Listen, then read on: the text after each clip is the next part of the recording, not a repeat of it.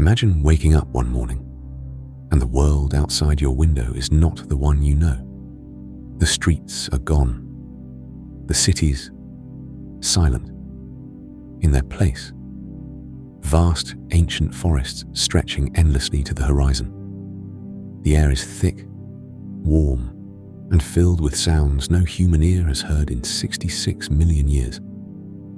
And then, the ground shakes, not from an earthquake, not from thunder, but from something alive, something enormous, something that was never supposed to share this earth with you.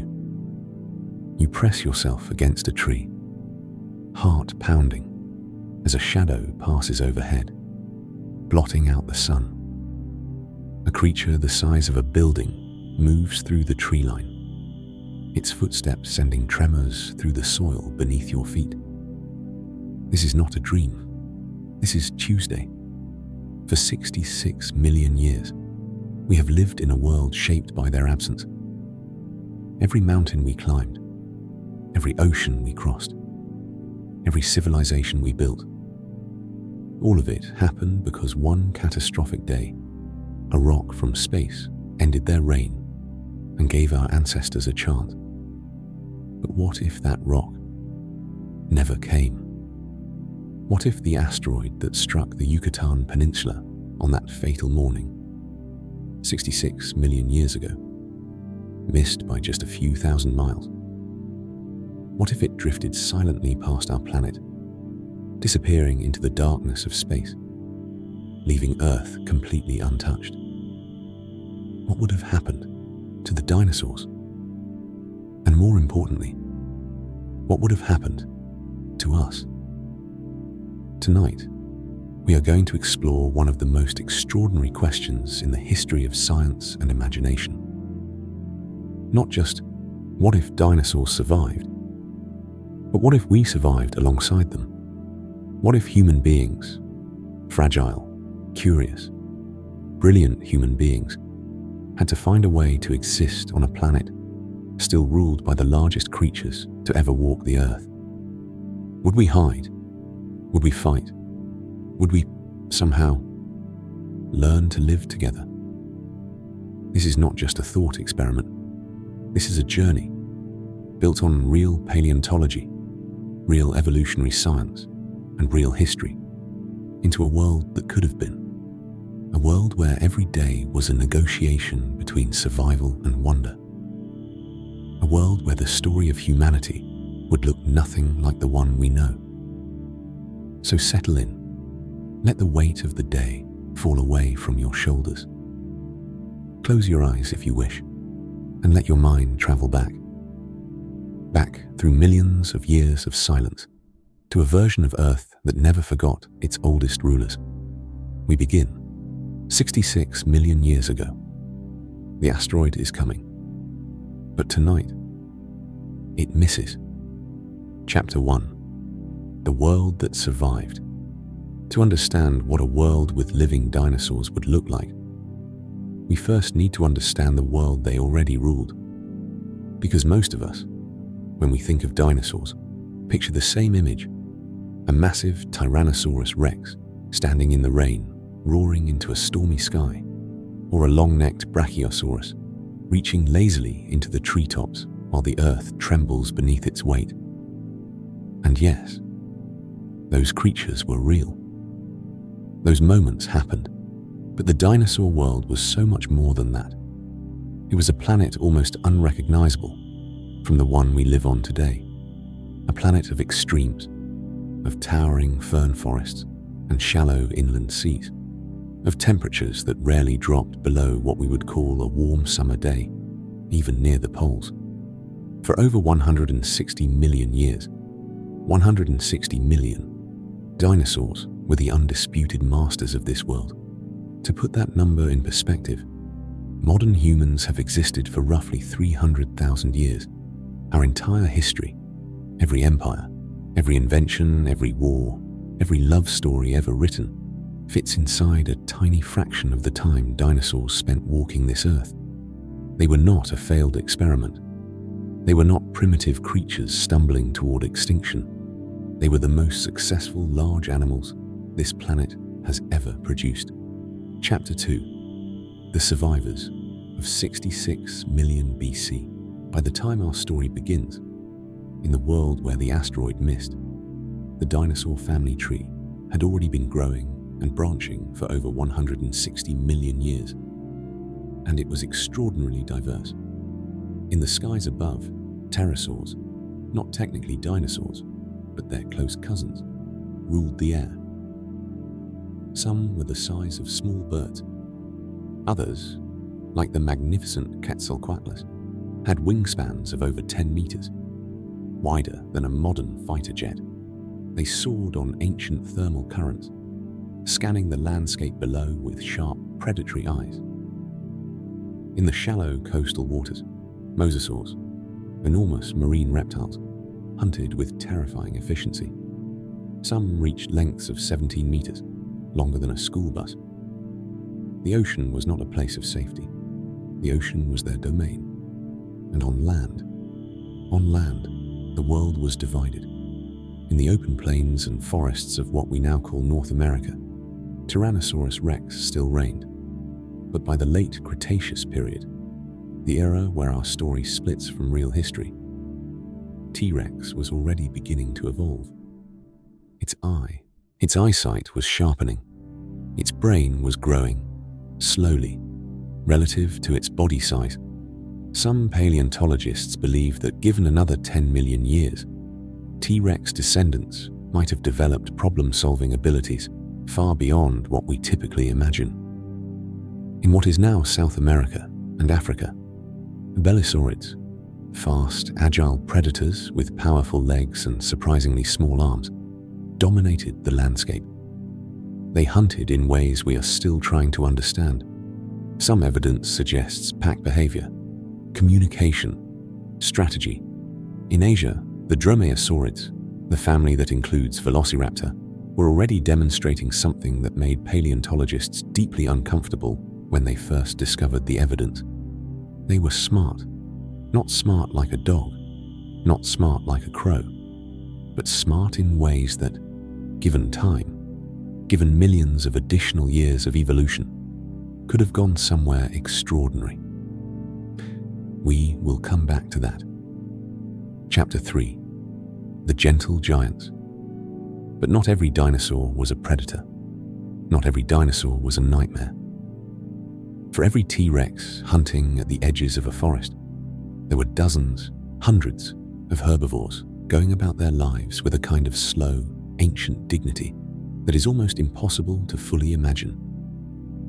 The hadrosaurs, the so-called duck-billed dinosaurs, traveled in herds that may have numbered in the thousands.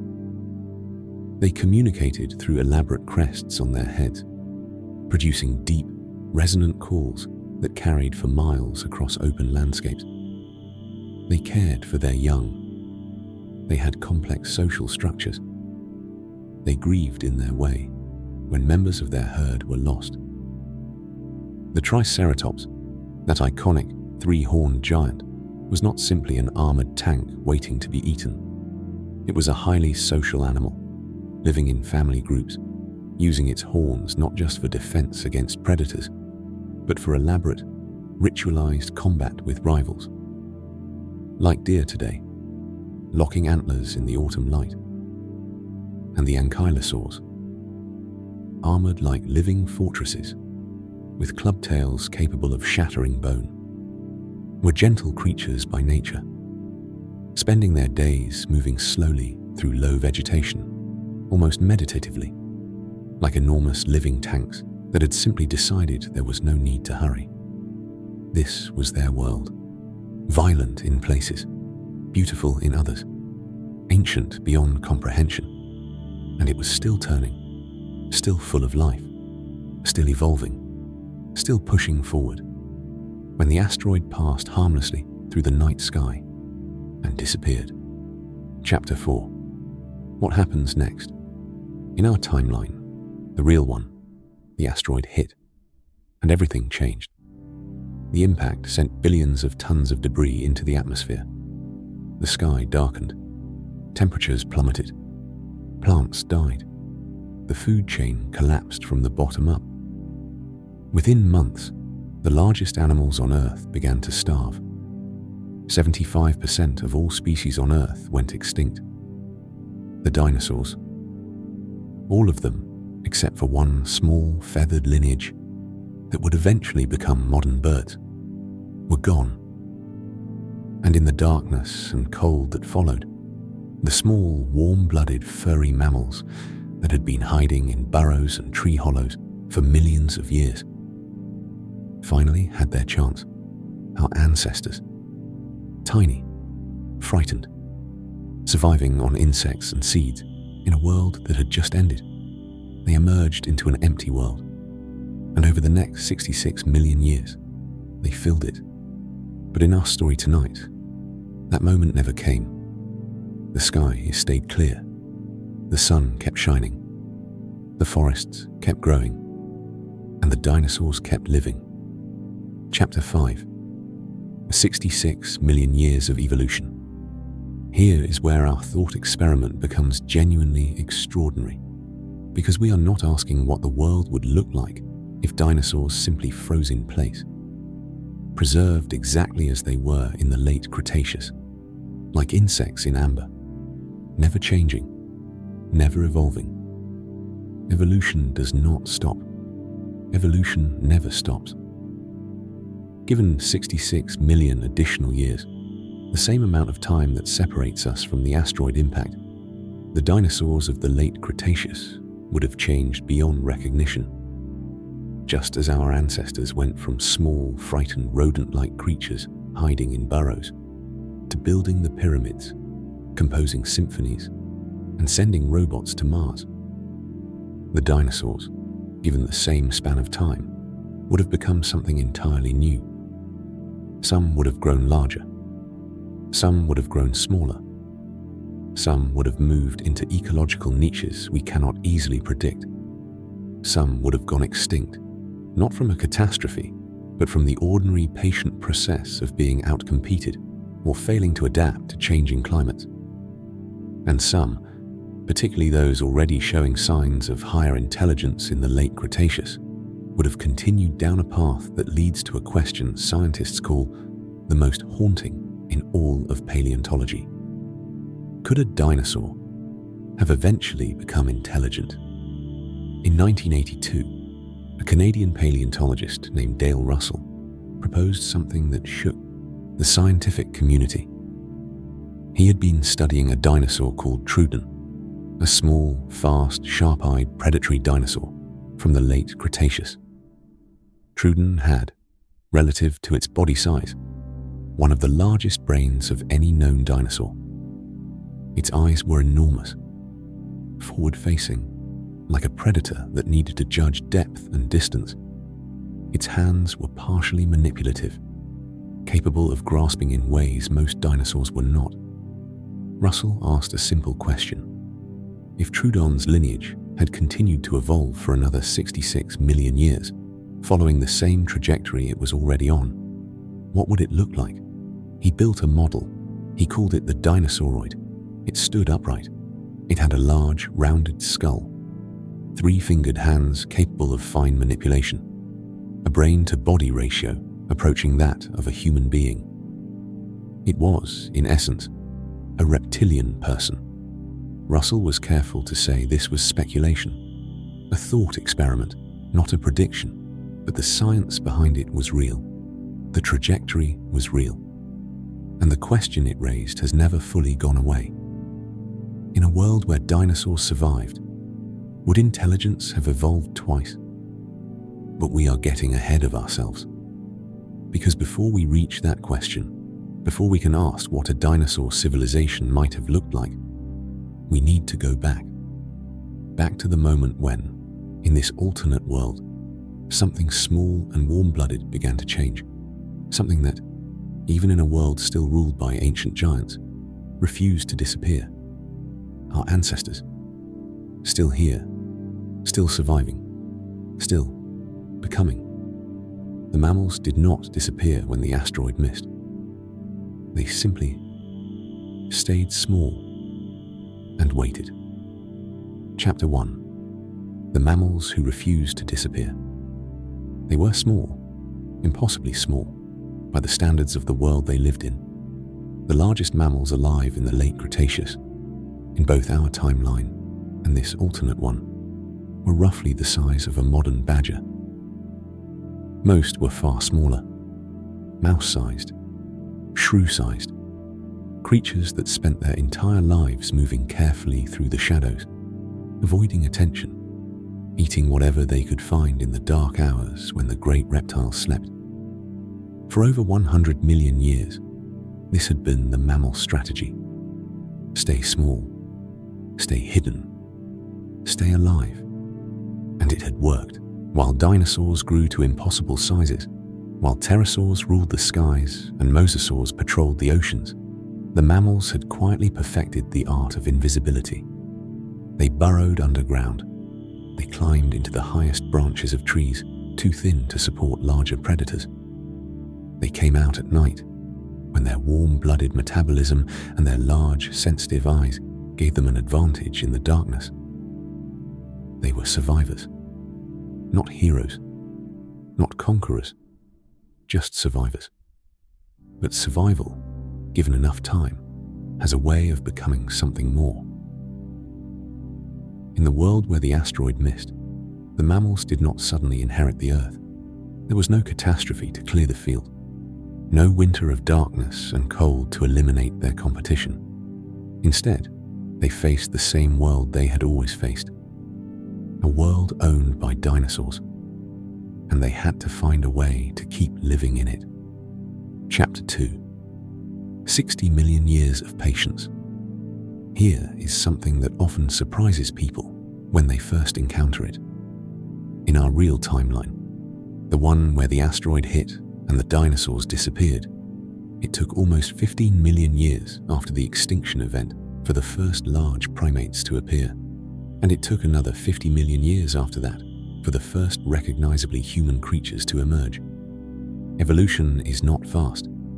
Even without competition, even in a cleared and empty world, building a human being from a tiny Cretaceous mammal took a very long time.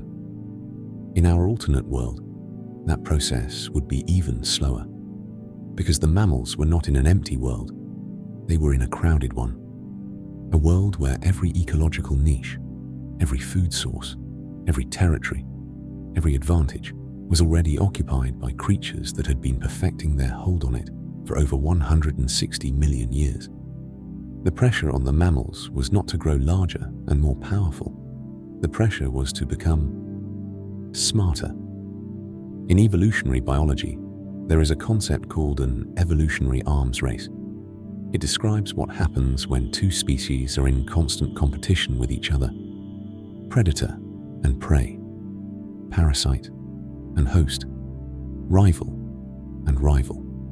Each adaptation in one species creates pressure for a counter-adaptation in the other. Each improvement triggers another improvement. The race never ends. Both sides keep evolving, faster and faster, driven by the simple logic of survival. In the world where dinosaurs survived, the mammals found themselves in the most extreme evolutionary arms race in the history of life on Earth. On one side, creatures of immense size and power, with 160 million years of evolutionary refinement behind them. On the other side, small, warm-blooded, big-brained animals with one overwhelming advantage. They could learn, not just instinctively, not just through genetics passed slowly across generations. They could learn within a single lifetime. They could watch. They could remember. They could change their behavior in response to new information in ways that dinosaurs, even the smartest dinosaurs, could not match. And over millions of years, that advantage compounded. Chapter 3.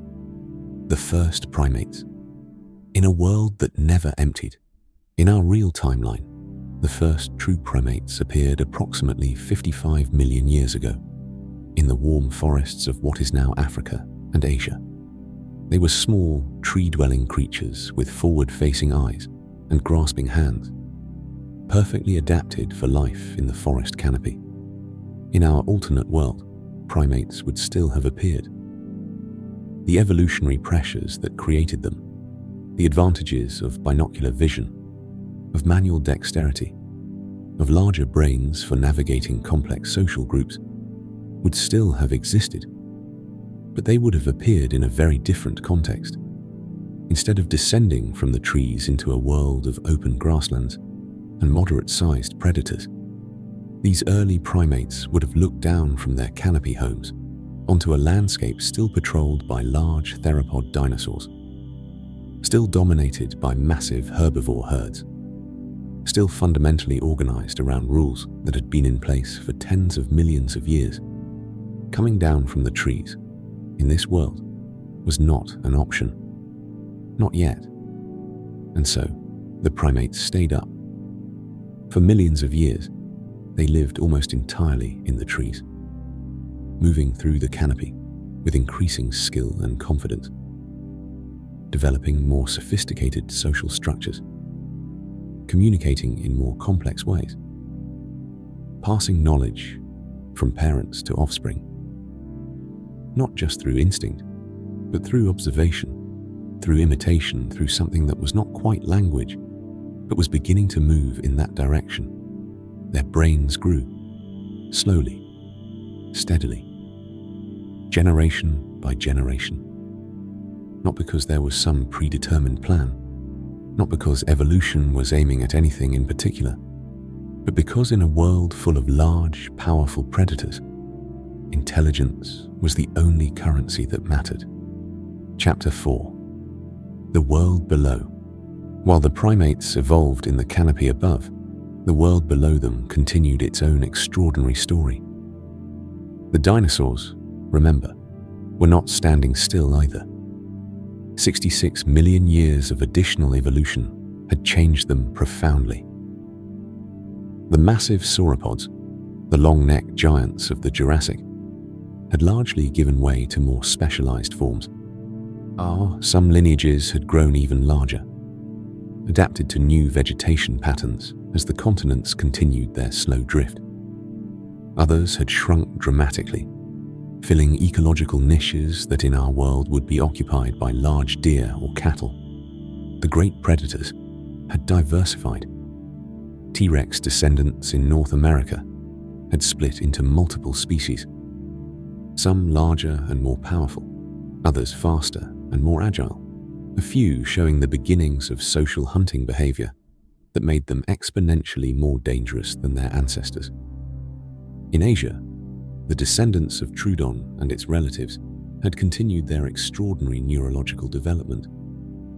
By this point in our alternate timeline, roughly equivalent to our present day in terms of evolutionary time, some of these lineages had developed brain-to-body ratios that overlapped with those of modern great apes.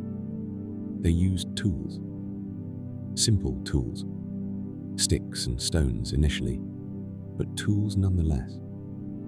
They communicated in ways that went beyond simple calls, a complex system of sounds and gestures that served the basic functions of language. They remembered, they planned, they taught their young. Dale Russell's Dinosauroid was no longer just a thought experiment. It was becoming real. Chapter 5. 2 Paths to Intelligence. And so, in this extraordinary alternate world, something unprecedented in the history of life on Earth was happening. Intelligence was evolving twice, independently, separately, on 2 completely different branches of the tree of life.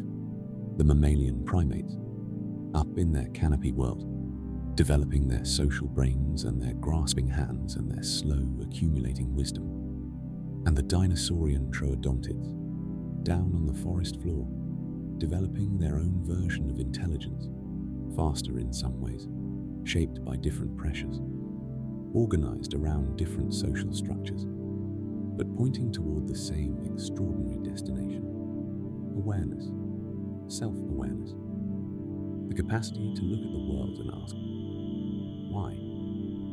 We do not know. We cannot know which lineage would have arrived there first. Perhaps the dinosaurs. Their neurological development had a 66 million year head start. In a sense, they had been evolving in the direction of greater intelligence since the late Cretaceous, while the mammals had spent much of that time simply trying to stay alive. Perhaps the primates. Their warm-blooded metabolism allowed for larger, more energy-hungry brains. Their social structures were already extraordinarily complex. Their hands, those remarkable, flexible, sensitive instruments, gave them a relationship with the physical world that no dinosaur lineage had yet achieved. Or perhaps, and this is the possibility that keeps researchers up at night, turning it over in their minds like a smooth stone, perhaps neither would have arrived there alone. Perhaps the pressure of competing with each other, the evolutionary arms race between two intelligent lineages, each driving the other forward, would have accelerated both. Perhaps intelligence in this world would not have been a lonely achievement. Perhaps it would have been a conversation. Chapter 6. The First Encounter. But before any of that could happen, before intelligence could become civilization, before conversation could become culture, there had to be a moment, a first moment, the moment when a primate, descending carefully from the trees at the edge of a forest clearing, and a troodontid descendant, moving through the undergrowth on the other side of that same clearing, looked at each other across the open ground, and neither ran. We cannot know exactly when this moment would have happened. We cannot know what it looked like, or what either creature felt, if felt is even the right word for what passed between them. But we know, from everything we understand about evolution and behavior, that it would have happened. Because curiosity is not uniquely human. It is the signature of intelligence itself. And in a world with two intelligent lineages, curiosity would eventually have looked across a clearing and found something looking back. This is the moment our story has been building toward. Not the asteroid, not the millions of years of evolution, not the dinosaurs or the mammals or the slow, patient work of natural selection. This moment, two forms of intelligence, one world, what happens next, changes everything. Chapter 1. The Language of Fear. Fear is the oldest language in the world, older than words, older than gestures, older than any form of communication we have ever studied or imagined. It is written into the body itself, into the racing heart, the widened eyes, the muscles coiling like springs, ready to run or fight in a fraction of a second. Every creature that has ever lived on this planet has spoken it. And in a world where two forms of emerging intelligence shared the same forests, the same rivers, the same open plains under the same ancient sky, fear was the first thing they had in common. The early primates of this alternate world had spent millions of years learning to read the landscape around them with extraordinary precision. They knew the difference between the footstep of a large herbivore moving peacefully through the forest and the careful, deliberate placement of a predator's foot trying not to be heard. They knew which calls meant safety and which meant danger.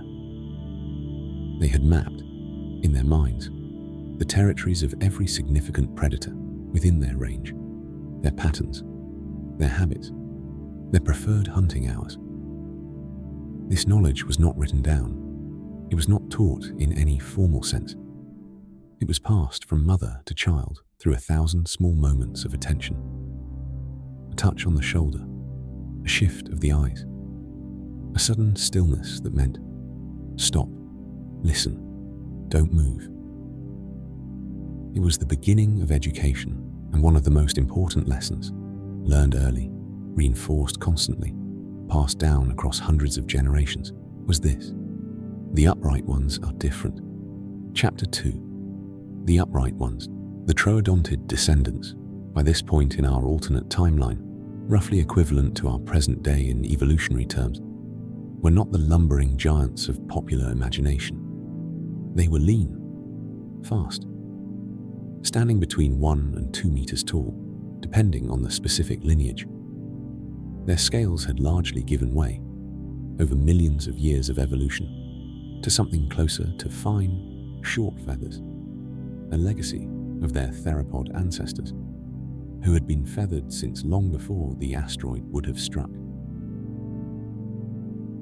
Their eyes were large and forward-facing, giving them the same depth perception that made the early primates such effective tree dwellers.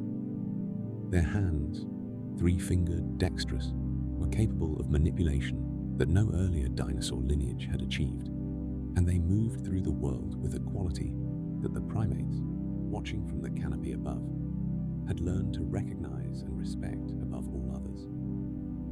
They moved with intention, not the blind, instinct-driven movement of an animal following a scent or responding to a sound, but the deliberate, considered movement of a creature that had looked at the world around it and made a decision.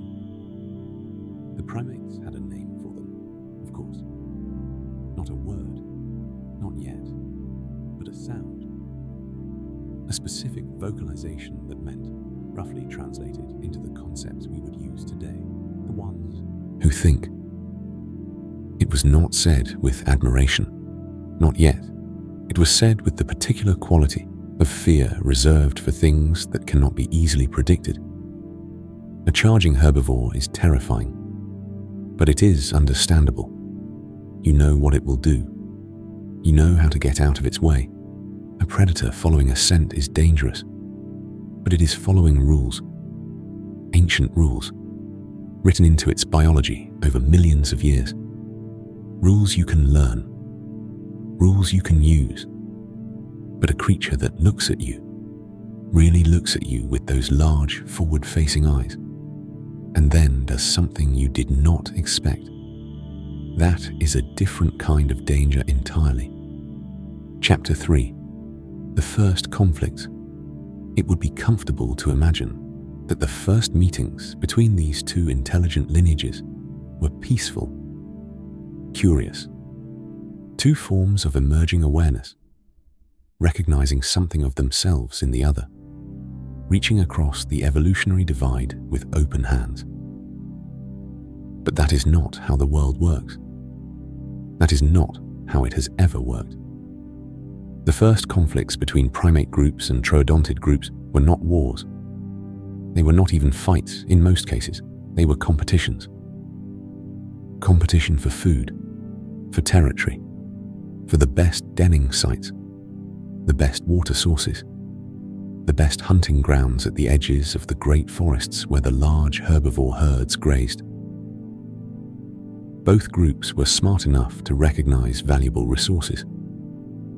Both groups were social enough to defend those resources collectively. Both groups were capable enough, in their different ways, to make life genuinely difficult for the other. The primates had advantages the troodontids lacked. Their hands were more flexible, capable of fine manipulation that allowed them to construct tools of increasing sophistication. A sharpened stone, a weighted club, a simple trap made from bent saplings and vine. Their social structures were more emotionally complex, capable of the kind of deep, lasting bonds that create genuine cooperation. A primate group did not just hunt together, it grieved together, it celebrated together. It told stories, not in words, but in the elaborate gestural and vocal communication that was rapidly becoming something that deserved a more serious name. They were, in short, becoming more human. Not human, not yet. Perhaps not ever, in exactly the way we understand that word, but moving in that direction, accelerating toward it with every generation. The troodontids had advantages of their own. They were physically more capable, faster, stronger relative to their size, equipped by 66 million years of predatory evolution, with weapons the primates could not match in open confrontation. Their senses were extraordinary. Their ability to coordinate in groups, honed over millions of years of pack hunting, was instinctive in a way that primate cooperation was not. And they had numbers. Their lineages had diversified across every continent, adapting to every climate, filling every ecological niche that their intelligence allowed them to exploit. They were everywhere. And so the conflicts were real. And sometimes they were deadly. We should not look away from that. In this alternate world, both lineages lost members to the other. Territory changed hands. Resources were contested with a ferocity that left marks on the landscape. Abandoned camps, broken tools, the silent evidence of confrontations that ended badly for one side or the other. This was not yet war. Intelligence, at this stage of development, does not organize itself into armies. It does not build weapons specifically designed for killing members of its own or another intelligent species. But it was conflict, real, consequential, shaping the future conflict. And out of that conflict, slowly, painfully, over thousands of generations, something unexpected began to emerge. Chapter 4. The discovery of the other. There is a moment in the development of every intelligent social species, we believe, when something shifts, when the other stops being simply a threat, or a competitor, or an obstacle to be overcome, and becomes interesting. We cannot pinpoint when this happened in our alternate world between the primates and the troodontids, but we can reason about how it must have happened because we have clues from our own history, from the study of animal behavior, from the deep patterns of how intelligence develops when it is shaped by social pressure. It probably began at the margins, not in the middle of contested territory, where fear and competition kept both groups in a permanent state of defensive alertness, but at the edges, the quiet places, the no-man's lands between territories, where, occasionally, individuals from both groups found themselves in proximity without the context of conflict. Perhaps it was at a waterhole during a dry season when the shared need for water overrode the usual territorial rules. Perhaps it was a young primate, separated from its group, encountered by a troodontid, who, for reasons we can only speculate about, chose not to treat it as prey. Perhaps it was something as simple as two individuals watching the same thing. A storm rolling in across an open plain, lightning splitting the sky, both of them standing at the edge of the forest, momentarily united by the same ancient, wordless awe. We do not know, but we know because intelligence, wherever it appears, follows certain patterns, that curiosity eventually overcame fear. That one individual, on one side or the other, decided that the risk of moving closer was worth taking, and that what they found, when they got close enough to really look, was not a monster, was not simply a competitor or a threat, was something that looked back at them with the same uncertainty, the same cautious wonder, the same complicated mixture of fear and fascination, was something, in other words, that was not so different after all. Chapter 5. The first coexistence. The shift from conflict to coexistence did not happen overnight. It did not happen in a generation, or 10 generations, or 100. It happened over thousands of years.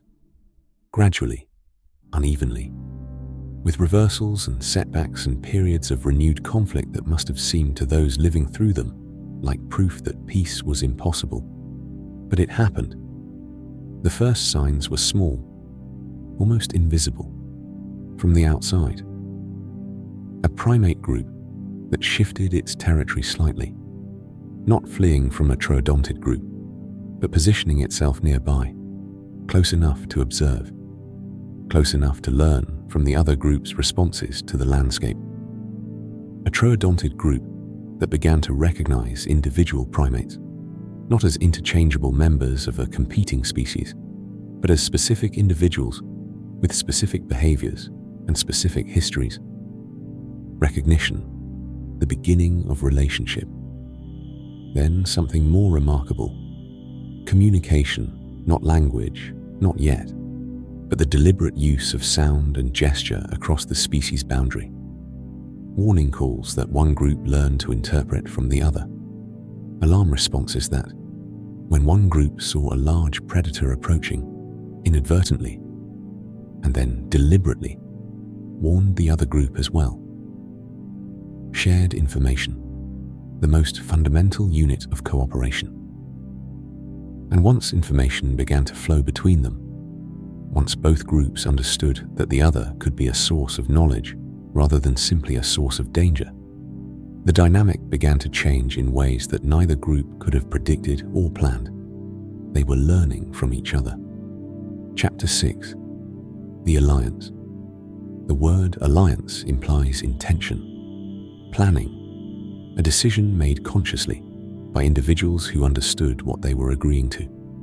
The first alliances between primate and troodontid groups were nothing like that. They were practical, accidental almost, born not from any philosophy of cooperation, but from the simple, daily logic of survival in a world that was still full of things that could kill you. A mixed group, primates in the trees, troodontids on the ground, was harder to surprise than either group alone. The primates' aerial perspective and extraordinary social communication gave early warning of approaching threats. The troodontids' speed and physical capability made them far more effective at responding to those threats. Together, they covered each other's weaknesses. Together, they were safer than either could be alone. And safety, in a dangerous world, is the most powerful force for bringing unlikely partners together. It would take thousands more years, tens of thousands, before these practical alliances deepened into something we might recognize as genuine relationship, before the boundaries between groups became permeable, before individuals moved between communities, before the two lineages began to share not just territory and information, but culture. The stories and symbols and ways of understanding the world that define what it means to be truly, profoundly social. But the foundation was laid. In the quiet spaces between conflict and coexistence, in the small moments of recognition and communication, and shared fear and shared relief, something unprecedented in the history of life on Earth was taking shape. Two intelligent species, one world, not destroying each other, building something together. We have come a long way from that forest clearing, from that first moment of two sets of eyes meeting across open ground, neither running.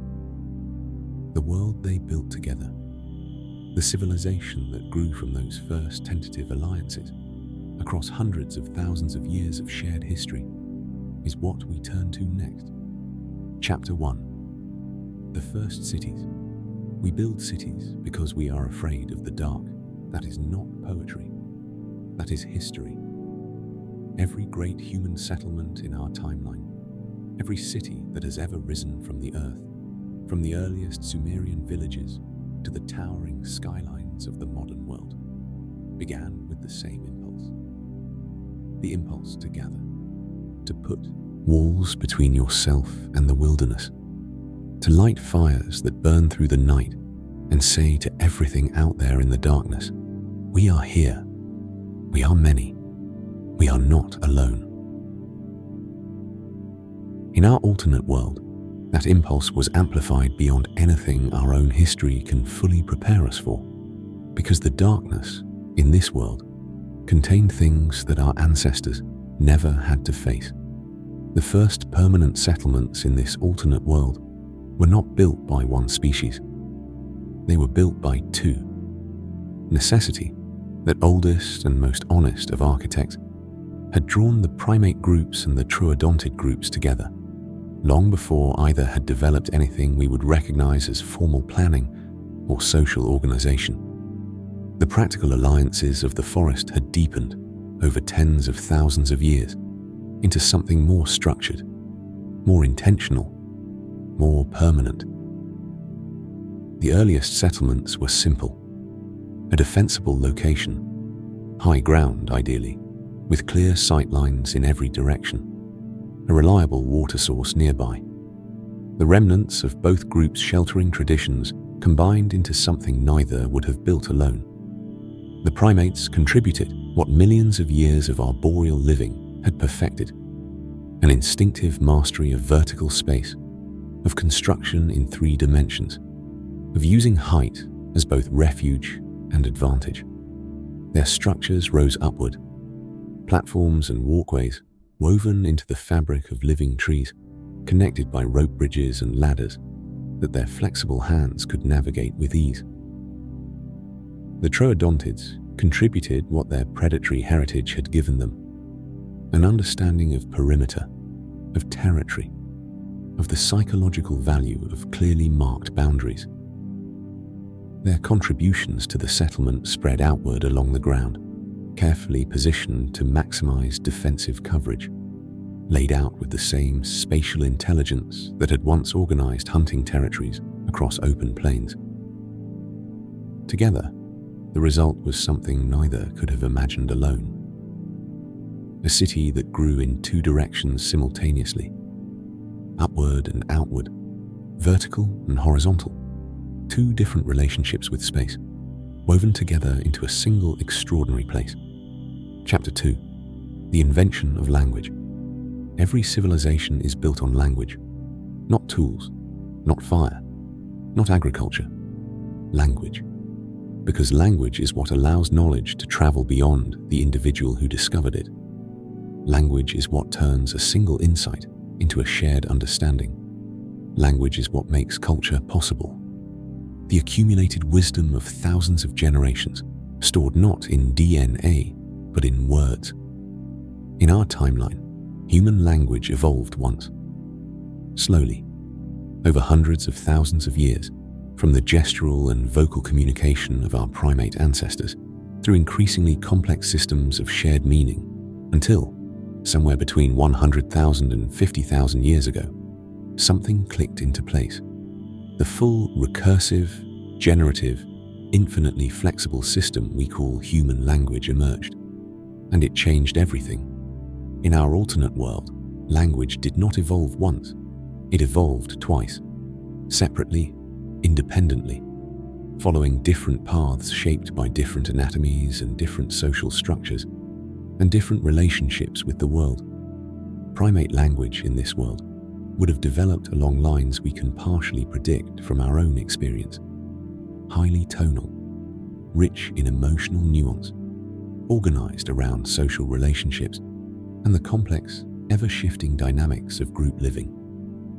Probably accompanied by an elaborate system of gesture, those flexible, expressive hands finding a second channel of meaning to run alongside the voice. Troodontid language would have been something quite different, built on a different vocal anatomy, a syrinx-like structure inherited from their theropod ancestors, capable of producing a wider range of frequencies than the primate voice, including registers above and below what primate ears could easily detect. More spatially organized, perhaps, a language shaped by creatures who thought naturally in terms of territory and perimeter and the 3-dimensional mapping of physical space. 2 languages, 2 completely different ways of organizing the world into meaning. And then, inevitably, given enough time and proximity, the beginning of translation. The first translators would have been individuals who, for reasons of personality or circumstance, had spent more time than most in close contact with members of the other species. Young individuals, perhaps. The young of both species, showing the same neurological plasticity that makes children better language learners than adults in our own world. They would have been extraordinary people. In any world, in any civilization, the ability to move between languages between entire systems of meaning, confers a kind of power that is difficult to overstate. They would have been diplomats, traders, storytellers, the keepers of a knowledge that no one else possessed. And over generations, as more individuals acquired the ability to communicate across the species boundary, something remarkable would have begun to happen. The two languages would have begun to influence each other, borrowing words, borrowing structures, developing a shared vocabulary for the concepts that mattered most to both. The names of important plants, of dangerous predators, of weather patterns and seasonal changes, and the 100 other things that two groups sharing a territory needed to discuss. A pidgin, at first, simple, functional, barely more than a trading language. But given time, given the pressure of shared life and shared civilization, growing into something richer, a creole, a true shared language, built from two roots, belonging fully to neither, but accessible to both. The first truly interspecies language in the history of life on Earth. Chapter 3. Technology and its directions. In our timeline, human technological development followed a particular path, shaped by our specific anatomy, our specific cognitive strength, our specific relationship with the materials available to us. We are tool users of a very particular kind. Our hands make us builders. Our social nature makes us sharers of knowledge. Our symbolic thinking makes us inventors of systems, writing, mathematics, money, law, that allow civilization to operate at scales far beyond what any individual mind can directly manage. In our alternate world, technological development would have followed two paths simultaneously. And then, as civilization deepened and the two species became more thoroughly intertwined, those paths would have begun to merge into something with no parallel in our experience. Primate technology, in this world, would have followed something close to the path we know from our own history, but accelerated and shaped by the pressure of sharing a world with another intelligent species. Stone tools, refined over generations into instruments of increasing precision. Fire, mastered early and used for everything from cooking to ceramics to the smelting of metals discovered through long experimentation. Textiles, developed from the fiber-working traditions that primate hands were naturally suited to. And writing, the primate lineage, with its deep investment in social memory and the transmission of knowledge across generations, would have developed some form of symbolic recording system relatively early. Not necessarily identical to our own writing, the specific form would have been shaped by different hands, different cognitive priorities, different aesthetic traditions, but functionally similar. Marks that meant things, marks that could be read by someone who was not present when they were made. The externalization of memory. Troodontid technology would have taken directions we find harder to predict because we have no direct parallel in our own experience. Their three-fingered hands, while dexterous, were organized differently from primate hands, optimized by their evolutionary history for grasping and tearing, rather than the fine pinching motions that make primate tool use so flexible. Their technology would likely have emphasized different materials, different scales, different principles. Some researchers who have thought seriously about this question suggest that troodontid technology might have developed along biological lines, a deeper integration with living systems, a technology based more on understanding and directing natural processes than on the mechanical manipulation of inert materials that characterizes so much of human technological history. Not necessarily less sophisticated, just different, organized around different questions. What can this living system do if guided correctly? How does this organism's chemistry work? And how can it be redirected? What is the underlying pattern of this natural process? And how can it be amplified? A technology less like engineering and more like gardening, less like building a machine, and more like training an ecosystem. And when these two technological traditions met, when the primate tradition of mechanical manipulation and symbolic recording encountered the troodontid tradition of biological understanding and ecological management, the result would have been something extraordinary, a civilization with capabilities in both directions simultaneously, the ability to build cities of stone and metal and fiber, organized and recorded and managed through sophisticated symbolic systems, and the ability to shape the living world around those cities, to manage the great herds of herbivores that still roamed the plains, to cultivate not just simple crops, but entire engineered ecosystems, to understand the biology of health and disease at a depth that our own civilization has only recently begun to approach. A civilization that did not see nature as something to be conquered or escaped,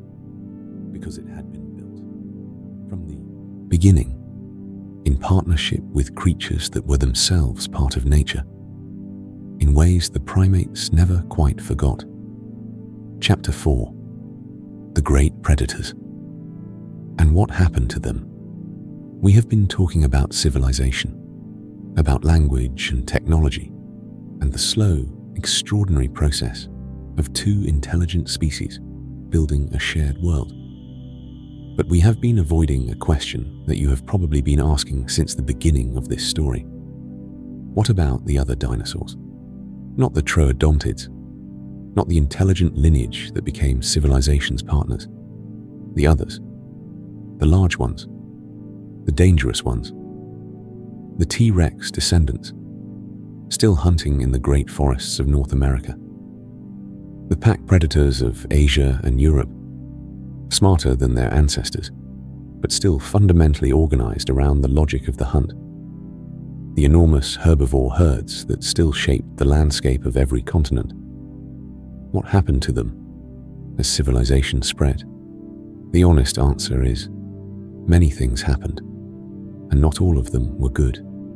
In the early stages of civilization's expansion, the relationship between the settled communities and the great wild predators was essentially the same relationship it had always been, one of mutual avoidance, punctuated by occasional deadly conflict.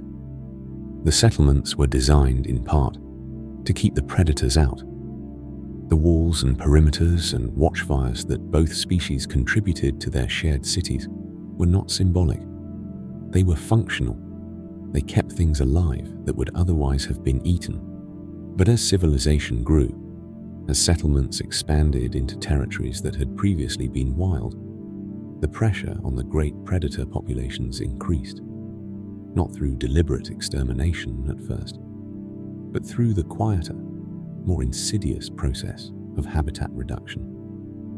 The forests cleared for agriculture, the migration routes of the great herbivore herds disrupted by settlements and roads, the prey base of the large predators shrinking generation by generation as the civilized world expanded. The troodontid members of the civilization understood this in ways their primate partners initially did not. Their deeper biological knowledge, their tradition of thinking in terms of ecosystems rather than mechanisms, gave them an awareness of what was being lost that the primates, focused on the immediate rewards of expansion and growth, was slower to develop. There were conflicts over this, real, serious conflicts that divided early civilization along lines that were not simply species lines, but philosophical ones. Those who saw the wild world as a resource to be used, and those who saw it as a living system to be maintained. The same argument, we might note, that our own civilization is still having today. In our alternate world, the troodontid perspective carried more weight, not because the troodontids were morally superior, but because their technological tradition was already organized around the management of living systems. The infrastructure they had contributed to civilization was designed to work with the natural world, not against it. The result, over thousands of years of negotiation and conflict and eventual compromise was something our own civilization has never quite achieved. A managed world, not wild, not fully domesticated, but carefully, deliberately maintained in a state of productive complexity. Great predators still roaming in territories that were protected and managed and understood. Herbivore herds still migrating along routes that had been preserved through centuries of conscious effort. The wild world and the civilized world existing not as opposites, but as partners. Difficult, imperfect, requiring constant attention and constant negotiation. But alive. Chapter 5. What this civilization would have known. Let us step back for a moment from the specifics and ask a larger question. In our timeline, human civilization has taken roughly 10,000 years to go from the first agricultural settlements to the world we live in today. In that time, we have developed science, philosophy, art, mathematics, medicine, technology of extraordinary sophistication.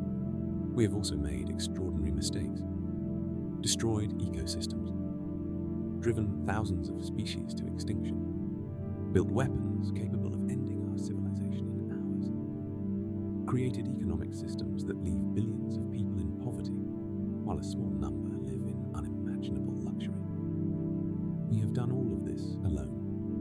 One intelligent species, one set of cognitive tools, one perspective on the world. In our alternate world, civilization would have had two perspectives from the beginning, two different ways of seeing, two different sets of cognitive tools, two different relationships with the world built into the foundation of every institution, every technology, every philosophical and artistic and scientific tradition. What would they have known that we do not? We cannot be certain, but we can reason. They would almost certainly have developed a deeper understanding of biological systems, of ecology, of evolution, of the complex interdependencies that hold living worlds together, far earlier than we did.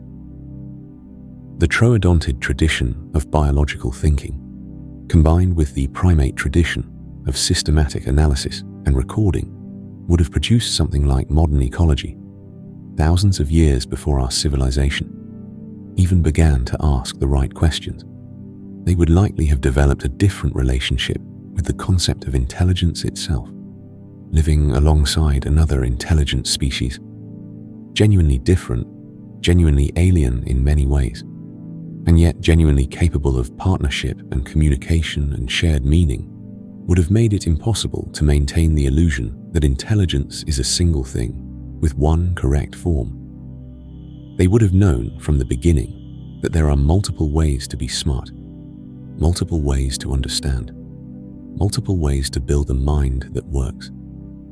That knowledge alone would have changed everything about how they organize their societies, their educational systems, their science, and perhaps most importantly, they would have known, in a way that we have always struggled to fully believe, that no species is the center of the world.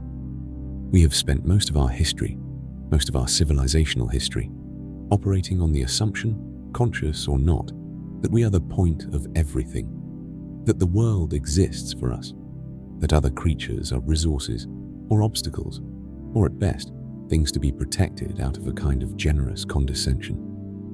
In our alternate world, that assumption would have been impossible to maintain, because you cannot share a civilization with another intelligent species, cannot build cities with them, cannot develop language with them, cannot argue with them, and learn from them, and grieve with them, and celebrate with them across thousands of years of shared history, and still believe that you are the only thing that matters. You cannot. The world, in that civilization, would have been understood from the beginning as something shared, something that belonged to no single species, something that required, for its continued health and richness, the presence and participation of many different forms of life and intelligence. A different story. Not necessarily a perfect one, not a utopia, but a different one. We have traveled a long way tonight, from a cleared sky over the Yucatan Peninsula 66 million years ago, through the patient millennia of mammalian survival and dinosaurian evolution, through the first terrifying encounters and the slow, painful emergence of coexistence, through the building of cities and the invention of language and the development of a civilization unlike any our world has ever seen.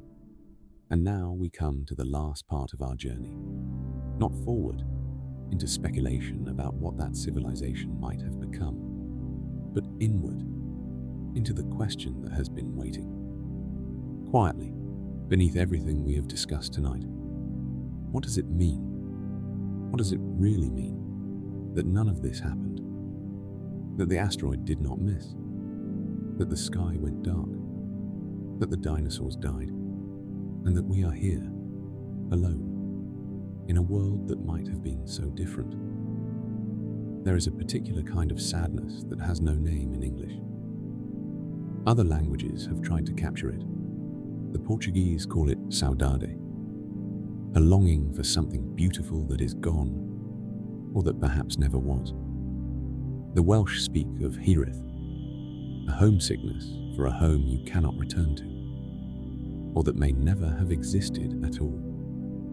Tonight, sitting with everything we have explored together, I wonder if there is a word for the feeling of learning about a world that never happened, a world that was possible, that the laws of physics and biology and evolution made genuinely possible.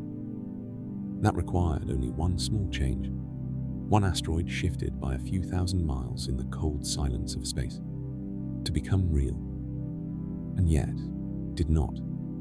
We are the children of that asteroid, every single one of us, every human being who has ever lived, who is living now, who will live in the centuries to come. We exist because of that impact, because of the darkness and cold it brought, because of the extinction it caused, because our small, frightened, furry ancestors survived in their burrows when almost everything else died. We are, in a very real sense, the children of catastrophe. And there is something both humbling and extraordinary about that. Humbling because it reminds us how contingent we are, how easily we might not have been here, how the entire edifice of human history, every painting, every symphony, every scientific discovery, every act of love and courage and kindness that our species has ever produced rests on the foundation of a rock from space arriving at exactly the right moment. Extraordinary, because we are here anyway, against all probability, through every extinction and ice age and catastrophe that followed. Through every moment when our ancestors might have died out, might have failed to adapt, might have simply not made it through another winter. We made it. Chapter 2. The world we actually have, the world we explored tonight. The world where dinosaurs survived, where two forms of intelligence built a civilization together, where the great predators still roamed managed territories, and the living world was understood as a partner rather than a resource. That world is gone. Not because it was destroyed, but because it never existed. The dinosaurs, the great non-avian dinosaurs, the ones our imagination reaches for when we close our eyes and try to picture them, are gone. They have been gone for 66 million years. Their bones lie in the rock, patient and still, waiting for us to find them and piece together the story of what they were. And what they were was extraordinary. Not the monsters of old movies, not simple, stupid beasts stumbling through a world too big for their small brains. Extraordinary animals, sophisticated, diverse, successful beyond any reasonable measure. The most dominant large animals this planet has ever produced, ruling for 160 million years with a completeness and confidence that makes our own 200,000 years of existence look like the briefest of footnotes. They deserve to be remembered as what they actually were, not as failures, not as evolutionary dead ends swept away by a smarter, better, more deserving world, but as the extraordinary creatures they were, magnificent, ancient, gone too soon. Chapter 3. What remains? But here is something worth holding on to. As we move towards sleep tonight, the dinosaurs are not entirely gone. This is not poetry. This is biology. When we look up into the sky, anywhere on Earth, and watch a bird in flight, we are watching a dinosaur. The birds are dinosaurs. Literally, scientifically, taxonomically. They are the direct descendants of the theropod dinosaurs of the Mesozoic, the same lineage that produced Velociraptor and T-Rex and Troodon. They survived the asteroid. They evolved. They diversified into the 10,000 species that fill our skies today. When a crow solves a puzzle to get food, demonstrating a level of problem solving that still surprises scientists, it is using a brain built on the same neurological foundation as the smartest dinosaurs of the late Cretaceous. When a bird of prey locks its eyes on a target from 500 meters away and dives with a precision that no human-built machine can fully replicate, it is using senses refined over 160 million years of predatory evolution. When a flock of starlings moves through the evening sky in those extraordinary murmurations, thousands of individuals moving as one, responding to each other with a speed and coordination that seems almost supernatural. They are doing something that the social dinosaurs of the Cretaceous would have recognized. They are still here. Smaller than we imagine when we dream of the ancient world. Changed almost beyond recognition by 66 million years of their own evolutionary journey. But here, singing outside our windows in the morning, riding the thermals above our cities, nesting in the eaves of our buildings, and the branches of our parks, and the wild edges of every landscape we have not yet entirely paved over. The last dinosaurs, living alongside us, not in the dramatic, terrifying, magnificent way we explored tonight, not as partners in a civilization built across the species divide, not as the intelligent, upright, troodontid descendants of our thought experiment, but here, nonetheless, in their own way, in the only way the world we actually live in allows. Chapter 4. The Gift of Imagination. Ambient sound shifts, very slightly, becoming even softer. The sound of a room at night, the sound of a mind beginning to release its grip on the waking world. We spent tonight in a world that never existed, and I want to say something about that before we part, about the act of imagination itself, about what it means to ask, what if? To take the world as it is, and gently, carefully, with as much honesty and rigor as we can bring to the task, imagine how it might have been different. There are people who think this is a waste of time, that we should deal with the world as it is. That speculation about alternate histories is a kind of escapism. Pleasant, perhaps, but ultimately empty. A way of avoiding the difficult, necessary work of engaging with reality. I disagree, profoundly, because the act of imagining a different world does not take us away from this one. It brings us back to it with new eyes.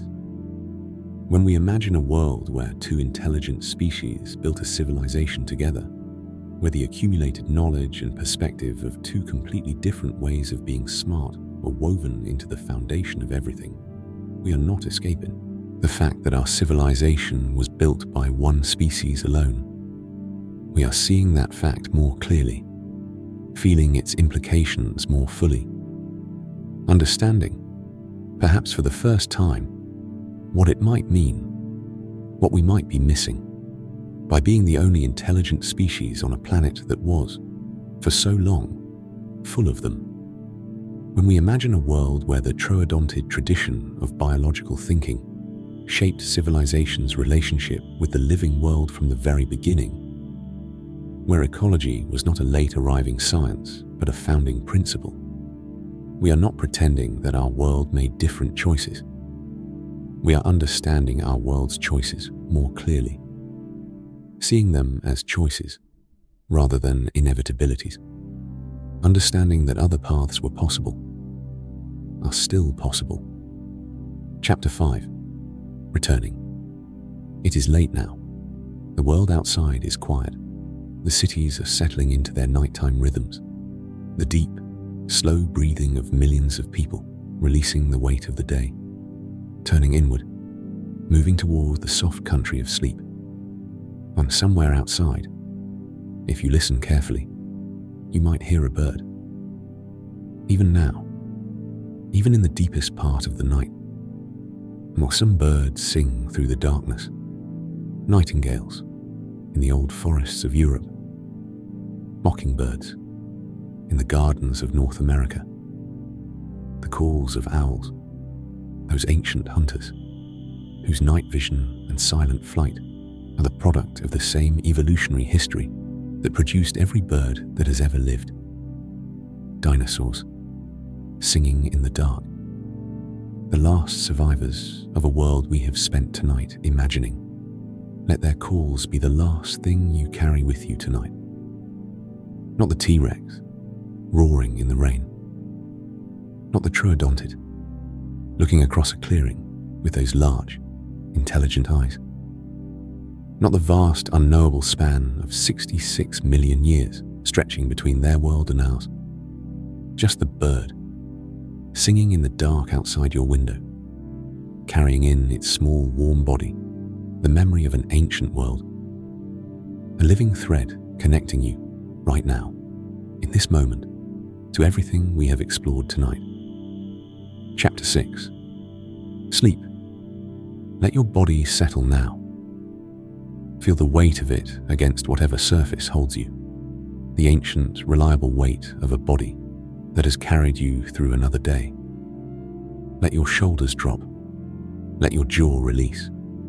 Let the muscles around your eyes, those small, faithful muscles that have been working since the moment you woke this morning, let them rest. Your mind has traveled far tonight, across 66 million years, across the vast, quiet distances between what is and what might have been. It is allowed to rest now, to set down the weight of all that imagining, to release the ancient world and the alternate world and the world of two intelligences, building something together, to come back, gently, to here, to now, to this room, this breath, this moment, the asteroid mist, tonight, in the country of your imagination. The dinosaurs lived. Two forms of intelligence found each other across a forest clearing and slowly, painfully, extraordinarily, built something together.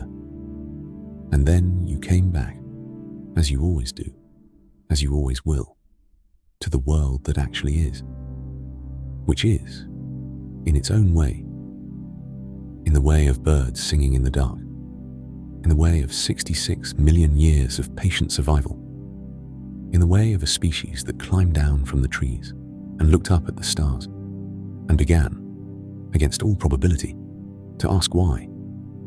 Extraordinary. The ancient world will be here when you wake, in the birds outside your window, in the fossils beneath your feet, in the deep, unbroken thread of life that runs from the first creatures to move through primordial seas, all the way to you, right now, breathing, resting, here. There is a place in every world where civilization ends. Not dramatically, not with a wall or a fence or a sign, but quietly. A gradual thinning of structures, a widening of spaces between things built and things grown, a softening of the sounds of settlement into the deeper, older sounds of the living world beyond. In our world, we call this place the edge of the city, the suburbs, the countryside, the wilderness. We drive through it on weekends, looking for something we cannot quite name, something we left behind, somewhere in the long process of building everything we have built. In our alternate world, the world where two intelligent species built a civilization together across hundreds of thousands of years, this border existed too, but it felt different. Because on the other side of it, the world that waited was not simply wild. It was ancient, and it remembered everything. Chapter 2. The Great Herds. Even as civilization spread, even as the cities grew, and the languages deepened and the technologies of two species wove together into something neither could have imagined alone, the great herds continued. As they always had. As they had for 160 million years before the first primate climbed down from a tree and looked across a clearing at something that looked back. The descendants of the hadrosaurs, those great social herbivores of the late Cretaceous, had diversified across millions of years into dozens of species.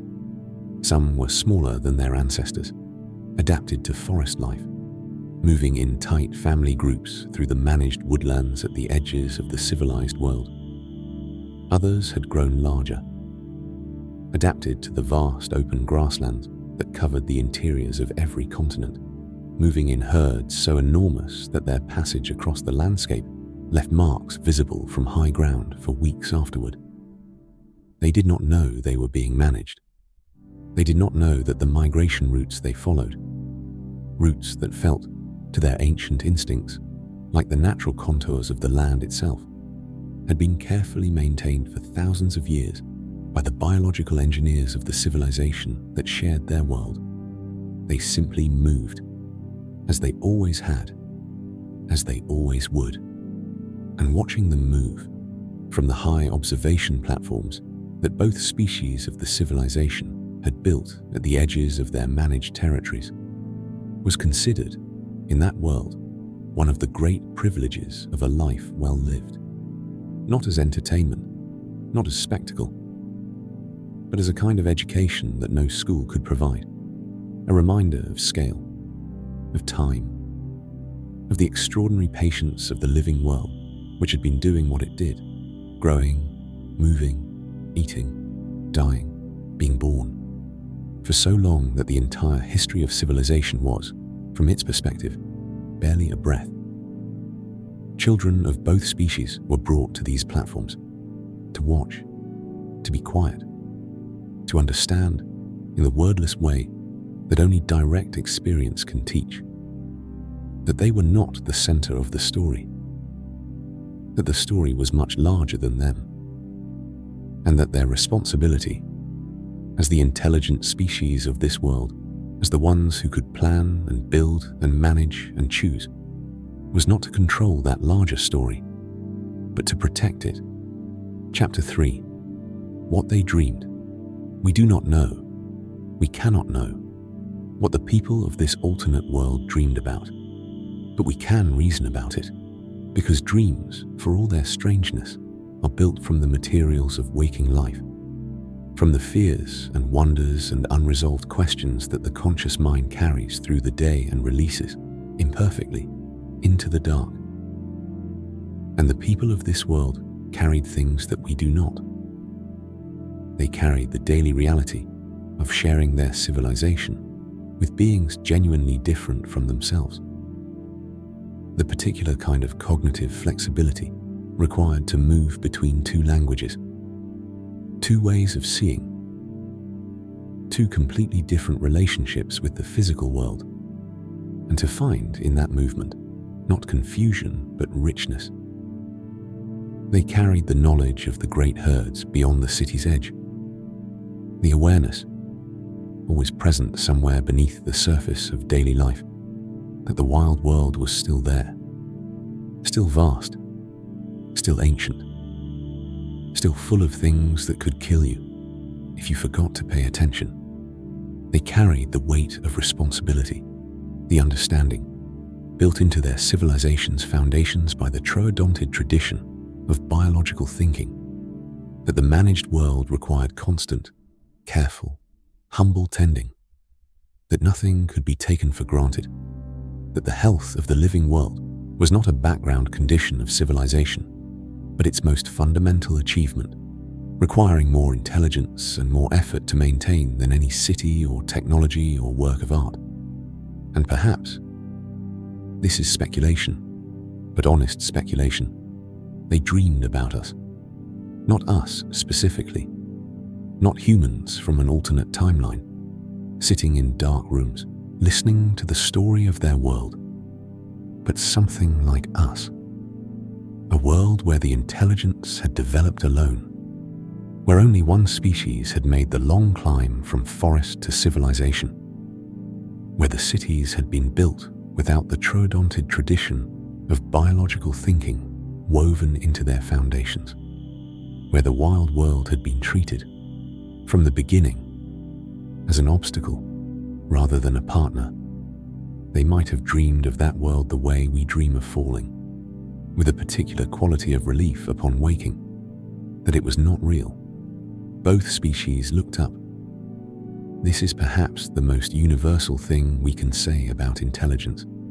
Wherever it appears and whatever form it takes, it looks up, it sees the stars, and asks the question that has no comfortable answer.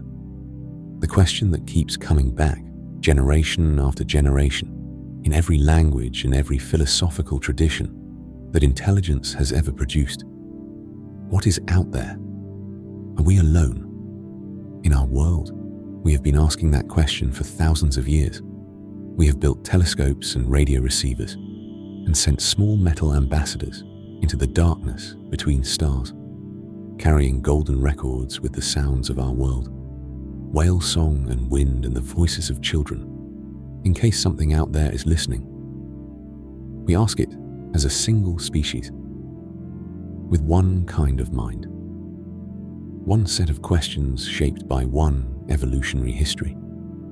In our alternate world, that question was asked by two, and the answers they reached, the cosmologies they built, the philosophies of existence they developed, the science they eventually turned toward the question of what lay beyond their world, were shaped by both.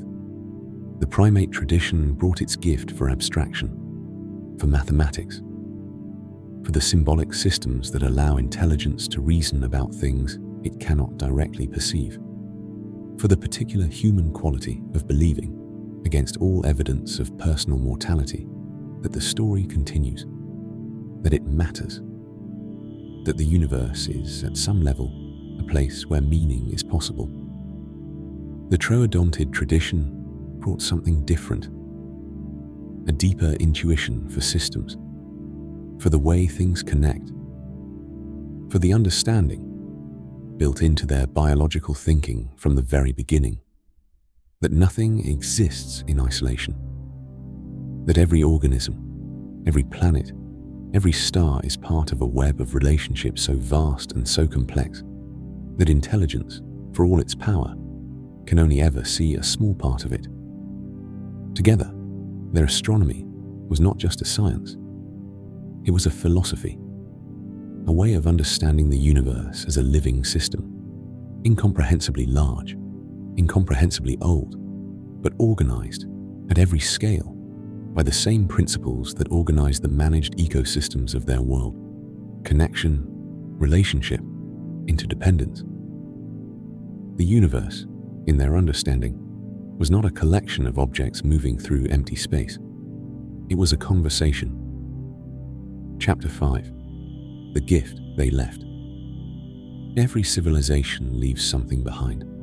In our world, we have left fossils of our own, the unintended kind, layers of plastic in the geological record, the altered chemistry of the atmosphere, the silence of ecosystems from which the voices of thousands of species have been permanently removed. We have also left the other kind, the intentional kind, art and architecture, and text and music. the accumulated record of everything we have thought and felt and made and wondered about, preserved in whatever medium each era found most durable. In our alternate world, the civilization of two species left both kinds of fossils too. The unintended ones were smaller, not absent. No civilization of any kind moves through the world without leaving marks, but smaller because the troodontid tradition of biological thinking had, from the very beginning, made the civilization aware of its own footprint in a way that our civilization has only recently, painfully, begun to develop. And the intentional fossils, the art, the philosophy, the science, the stories, were something we can barely imagine, because they were made by two kinds of mind. Think of the music. In our world, human music is already one of the most extraordinary things our species has produced. Built on the mathematics of sound, shaped by the deep emotional architecture of the human nervous system, capable of producing in a listener states of feeling that no other medium can quite reach.